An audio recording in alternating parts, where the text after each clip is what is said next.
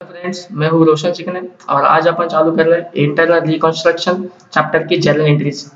ठीक है, I hope आपने पहले वाले सब वीडियोस देख ले रहेंगे। तो चलो, टाइम है जर्नल एंट्री सीखने का। और as a TY BCom batch students, journal entries का बेसिक्स तो आपको पता ही रहेगा। Personal, real, nominal rule, cancellation rule, वो सब rules, asset always shows debit balance, liability always shows credit balance. तो उन सब रूल का आज काम आने वाला है जर्नल एंट्रीज को एक एक करके लॉजिकल समझने के लिए, सीखने के लिए। ठीक है, अगर आपको जर्नल एंट्रीज में दिक्कत हो रही है, how to pass the journal entries, all kind of journal entries, फिर वो कौन से भी चैप्टर का हो, तो उसका भी मैं वीडियोस अलग से बनाने वाला हूँ। उसको सुनने के लिए आप बस चैनल को सब्सक्राइब करके रखना। तो विदाउट वेस्टिंग एनी टाइम, चलो अपन फिलहाल इस टॉपिक के जर्नल एंट्रीज पे बढ़ते हैं। ओके, तो मेरे साथ पढ़ना। सबसे पहला जर्नल एंट्री अगर स्क्रीन पे देख पा रहे हो तो, first, share capital reduced without changing the face value of the shares. जैसे कि पहले वीडियो के अंदर मैंने विदाउट जर्नल एंट्रीज भी क्वेश्चन कैसे सॉल्व होता है वो बता दिया। और अगर इंट्रोडक्शन लेक्चर अच्छे से सुना है तो अपने को मालूम है कि जो लायबिलिटी साइड में शेयर होल्डर्स है, इक्विटी शेयर होल्डर हो या प्रेफरेंस शेयर होल्डर हो, डिबेंचर होल्डर्स है, क्रेडिटर्स है, बैंक वाले लोग हैं, बैंक लोन जिन्होंने अपने को अपन जिनसे बैंक से लोन लिया हुआ, वो सब लोग आज क्या करने के लिए रेडी है? सैक्रिफाइस करने के लिए रेडी है। तो वन बाय वन वो लोग अपना अपना वेड ऑफ अमाउंट करेंगे, सैक्रिफाइस करेंगे, तो उससे अपने को एक गेन होएगा। और जो भी गेन होएगा उसको अपन यूज करेंगे to write off the assets. कौन सा असेट्स? जो ओवर वैल्यूड हो चुका था वो सब असेट्स। एंड क्या? वो सब पी एंड एल अकाउंट के डेबिट बैलेंसेस, वो सब डिफर्ड रेवेन्यू एक्सपेंडिचर जो हमने सालों से क्या नहीं किए थे, राइट ऑफ नहीं किए थे। तो सिंपल सा जर्नल एंट्रीज है। ये सब काम करने के लिए अपने को एक ही लेजर बनाना पड़ता है, that ledger is nothing but what? Capital reduction account. तो कोई भी गेन होता है तो कैपिटल रिडक्शन अकाउंट को क्रेडिट करेंगे, कोई भी लॉस है तो कैपिटल रिडक्शन अकाउंट को डेबिट करेंगे। In short, capital reduction account कौन से रूल से चलता है? तो नॉमिनल रूल से चलता है। ये सब बातें मैंने पहले भी की है। तो मेरे को बताओ, शेयर कैपिटल अगर रिड्यूस करना है, शेयर कैपिटल सबसे पहले दिमाग में आना चाहिए कि बैलेंस शीट के कौन से आइटम के बारे में डिस्कशन है, कौन सा आइटम के बारे में एंट्री पास करने जा रहे हो। तो शेयर कैपिटल मतलब लायबिलिटी साइड लिखा। तो लायबिलिटी मतलब liability always shows credit balance.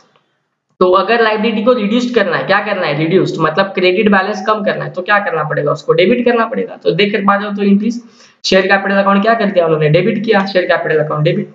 और अगर शेयर होल्डर अपना पैसा वेव्ड ऑफ करेंगे, रिड्यूस करेंगे, जितना भी टू द एक्सचेंज जितना रिड्यूस हुआ उतना अपने को आज क्या हुआ? रिकंस्ट्रक्शन के अंदर प्रॉफिट हुआ, फायदा हुआ, एक नोशनल गेन हुआ। And if it is a nominal rule, तो एज पर नॉमिनल रूल इंटरनल रिकंस्ट्रक्शन के अंदर CR account has to be what? Credited. तो to capital reduction account. I hope ये एंट्री आपको क्लियर है।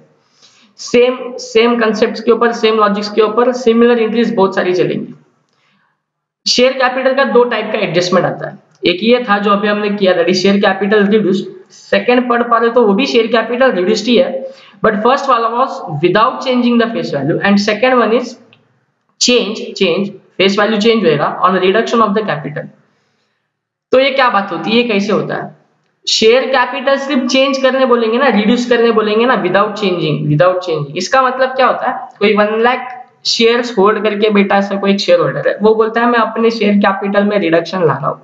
इसका मतलब वो बोलता है मैं 80,000 से रिडक्शन ला रहा हूँ। इसका मतलब उसका ये बोलना है कि मैं इसके आगे से सिर्फ 20,000 लूंगा। यानी वो 80,000 के शेयर क्या कर देता है? कैंसल कर देता है। लेकिन face value of the shares change करना है, इसका मतलब क्या?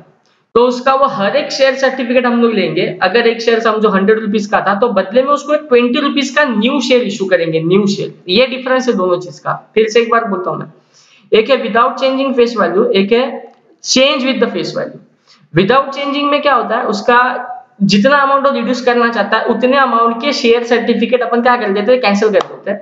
बट बट अगर शेयर्स के फेस वैल्यू में रिडक्शन लाना है, फेस वैल्यू हर एक शेयर के अंदर, तो हम लोग क्या करेंगे, उसका वो हर एक शेयर रिटर्न लेंगे और बदले में उसको एक नए अमाउंट का, रिड्यूस्ड अमाउंट का शेयर इशू करेंगे। तो इस केस में क्या होता है, शेयर तो कैपिटल तो आज भी कम हो रहा है, तो जैसे पहले एंट्री में था वैसे शेयर कैपिटल डेबिट करूंगा मैं, लेकिन बदले में रिड्यूस्ड अमाउंट के साथ नए शेयर देने पड़ रहे हैं ना, देने पड़ रहे, तो 2 शेयर कैपिटल क्रेडिट किया, और जो भी डिफरेंस है, that difference is nothing but what, gain, तो गेन का आप क्रेडिट किया कैपिटल रिडक्शन अकाउंट।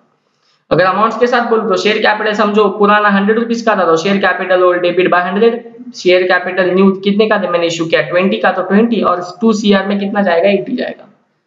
ठीक है, next, when debenture holders and creditors are also ready to reduce their claim against the company, तो डिबेंचर होल्डर बोलो, creditor बोलो, और कोई भी लाइबिलिटी साइड वाला कोई भी बंदा है जो जो क्या कर रहा है, अपना क्लेम रिड्यूस करने की कोशिश कर रहा है, वेव ऑफ कर रहा है, सैक्रिफाइस कर रहा है, तो वो अपना क्या हो गया, गेन हो गया। गेन है तो कैपिटल रिडक्शन को क्या करूंगा मैं, क्रेडिट करूंगा।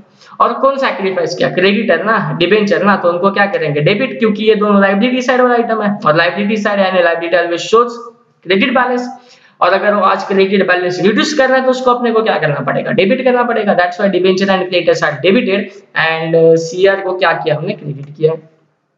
Then fourth, entry in case of appreciation in the value of any assets, कोई असेट का वैल्यू बढ़ गया तो आराम से सोच, असेट्स का वैल्यू अप्रिशिएट हो रहा है, आज पता चला कोई असेट्स का वैल्यू जितना बुक्स ऑफ अकाउंट में लिखा उससे बहुत ज्यादा है, ठीक है, तो अपने को आज असेट का वैल्यू अप्रिशिएट करना है कि डेप्रिशिएट करना है, अप्रिशिएट करना है, बढ़ाना है, तो असेट्स का वैल्यू बढ़ रहा है, asset always shows debit balance, और उसको और बढ़ाने का है तो डेबिट ही करना पड़ेगा ना, तो असेट्स अकाउंट डेबिट, और असेट्स की वैल्यू तुम्हारी बढ़ रही है तो अच्छी बात है, अच्छी बात है, इन शॉर्ट तुम्हारा एक नोशनल गेन है, तो नोशनल गेन है तो has to be credited by capital reduction account.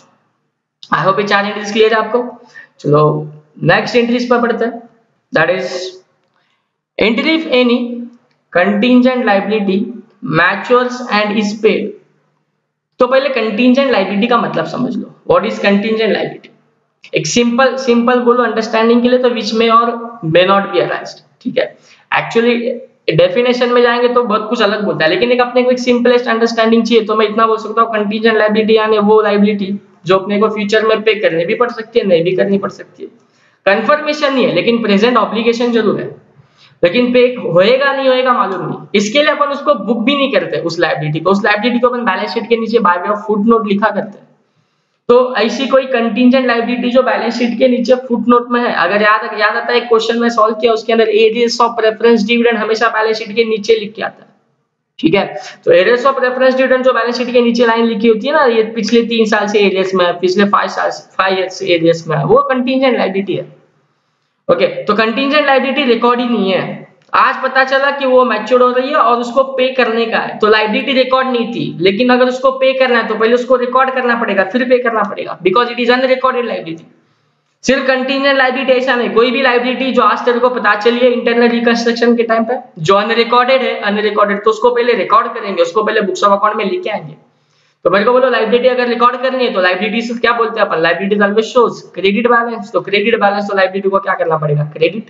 और आज लायबिलिटी रिकॉर्ड करने मतलब अपना कर्जा बढ़ रहा है कर्जा, ये अपना एक टाइप का लॉस है तो कैपिटल रिडक्शन अकाउंट को क्या करेगा, डेबिट करेगा। मैं बार बार बोलता हूँ कैपिटल रिडक्शन अकाउंट एक नॉमिनल अकाउंट है, अगर कोई भी ट्रांजेक्शन करने से तेरे को लॉस होता है तो CR has to be debited, कोई भी ट्रांजेक्शन करने से तेरे को प्रॉफिट होता है तो CR has to be credited. तो आज लायबिलिटी बुक करने जा रहा हूं मतलब लॉस हो रहा है ना एक टाइप का, तो कैपिटल रिडक्शन मैंने क्या किया, डेबिट किया। देख पा रहे हो इसके अंदर तो 2 लायबिलिटीज, जो भी लायबिलिटी का नाम रहेगा लिख लेंगे, और फिर एडजस्ट ये ट्रांजैक्शन बोलता है कि उसको पेड भी कर देना है, पेड करना है तो लायबिलिटी पेड करनी है तो क्या करना पड़ेगा, liability always shows credit balance, उसको आज पेड करना है मतलब वो कैंसिल हो जाएगी तो उसको क्या करना पड़ेगा, डेबिट, तो लायबिलिटीज डेबिट।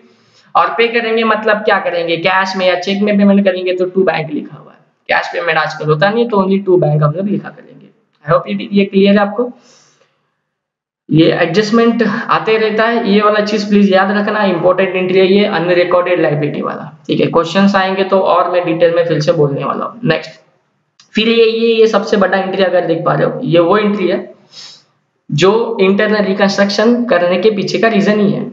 अगर ऐसा वाला ट्रांजेक्शन कभी किसी क्वेश्चन में मिल भी नहीं जाता तो भी अपने को ये करना ही करना है, हमेशा करना होता है।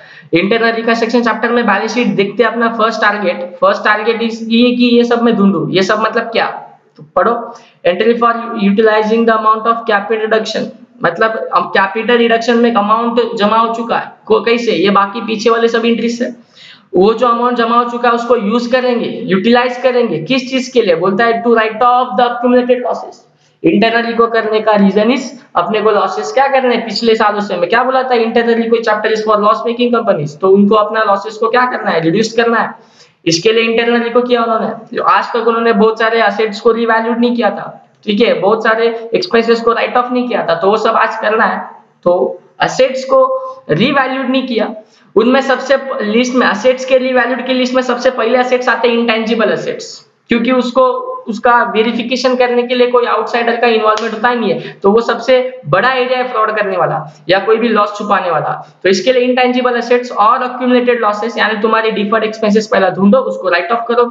ओके, राइट ऑफ करना है मतलब सीआर में जो गेन जमा हो चुका था वो यूज करेंगे, तो सीआर अकाउंट क्या करना पड़ेगा, डेबिट करना पड़ेगा, जरा वरना लॉस है ना तुम्हारा ये, तो कैपिटल रिडक्शन अकाउंट क्या हो जाएगा, डेबिट हो जाएगा। 2 क्या क्या होता है अक्यूमुलेटेड लॉसेस, मतलब प्रॉफिट एंड लॉस बोलो, प्रीलिमिनरी एक्सपेंसेस बोलो, डिस्काउंट ऑन शेयर और डिबेंचर बोलो, ये सब एग्जांपल्स है, पहले 3 सब एग्जांपल्स है अक्यूमुलेटेड लॉसेस के। एंड फिर लास्ट में लिखाओ गुडविल, ट्रेड असेट्स, देन तुम्हारा ट्रेडमार्क बोलो उसको, पेटेंट्स, कॉपीराइट और एनी अदर असेट्स जो भी जिसको अपन राइट ऑफ करना चाहते हैं, जिसका वैल्यू कम करना चाहते हैं। तो ये सब क्या किया, क्रेडिट, ये सब क्रेडिट करने के लिए, इन सब का वैल्यू रिड्यूस करने के लिए या इन सब का वैल्यू राइट ऑफ करने के लिए कौन सा अमाउंट यूज किया, कैपिटल रिडक्शन का अमाउंट जो पिछले एंट्रीज के तहत अपने को रिसीव हो चुका था।